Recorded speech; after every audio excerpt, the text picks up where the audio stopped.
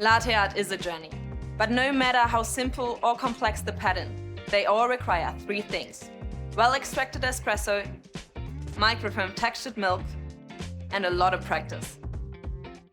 A high-pressure steam wand using a powerful steam pressure at around 260 degrees Fahrenheit is essential for creating silky taste and velvety mouthfeel. And without it, latte art is not possible. To help you master latte art, we've created a training cup to get you started. The circular lines at the base indicate the espresso volume for a single and double shot. The curved line on the wall helps guide you when pouring microfoam. Let's see a demo. Start with the jug up high and tilt the cup to increase the surface area of the espresso, using the dotted line as a guide.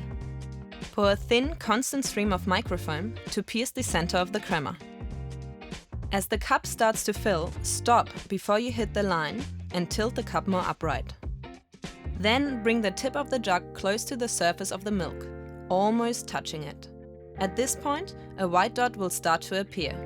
Keep steadily pouring, making the dot larger. So you finished with the dot, but this is the first step in creating the heart, the tulip, and the rosetta. Good luck with the journey. Find out more about our latte art training cups at breville.com.